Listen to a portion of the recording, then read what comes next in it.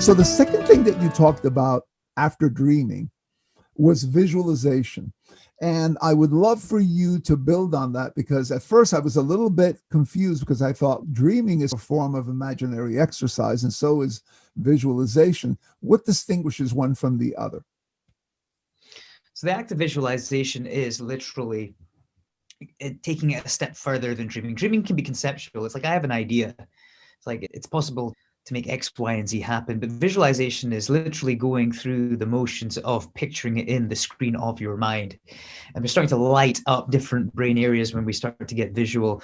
And we're very visual beings. In fact, we will process visual images 60,000 times faster than text. That's how much the eye and the brain like imagery. And so when we visualize, an innovation, you may want to visualize it in the hands of people and it's being used and the effect it's having on people. And if you want to visualize a sporting act that you're going to take part in, then you may want to go through the motions of that too, step by step, blow by blow. And by the way, interestingly, Joe, when we visualize physical movements, the areas of your brain or your motor cortex that would have been involved in those movements light up. Okay, so it's motor imagery. Like, we literally are able to stimulate physical muscle fibers just purely through thinking about moving those muscles. So there's a real consolidation process that goes when we go through the motions of visualization. And you can do that like a guided visualization. You could listen to a visualization track. You could make your own whatever, or just sit, meditate, and picture. The point here is that we go from idea, which is often where the dreaming stage takes you, through to actually, how do I start to neurologically hardwire this as a reality? Got it. Yeah. So now at this point, you're putting more detail into it. You're making it richer, and you're really starting to critically examine all the different pieces of it. So you're giving it more dimension. You're giving it more space and so forth. Tell them a little bit about a vision board. A vision board's a fun thing to do. And it really is a way of externalizing your internal imagination.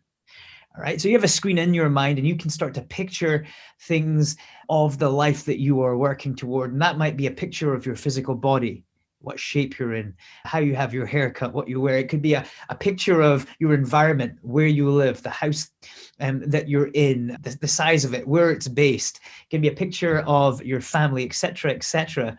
And it's great that you visualize it, but it's very powerful when you literally start sketching it out or cutting out pictures that resemble the bits of your visionary picture you're going after. And this could be for your personal life, but it can be for your professional life. And the idea is you could just find these images, stick them on a board and put them up. And the great thing is that you start to see them every day. We are not always consistent. Our level of belief, our focus of attention isn't always on that. But every time we see it, boom, it's a reminder. It literally speaks back to you what you believe for. It's that better life that you believe for. And it's a reminder. It's like a coach on a wall in a sense. And again, because it's visual and you process it quickly and fast, it's different from reading through an essay that you've written about the life or the business or the future that you want. So that's a vision board. It's a fun exercise and it's something that you can do over and over again. They're really helpful, and they're also a journey of exploration. You start to learn things about yourself.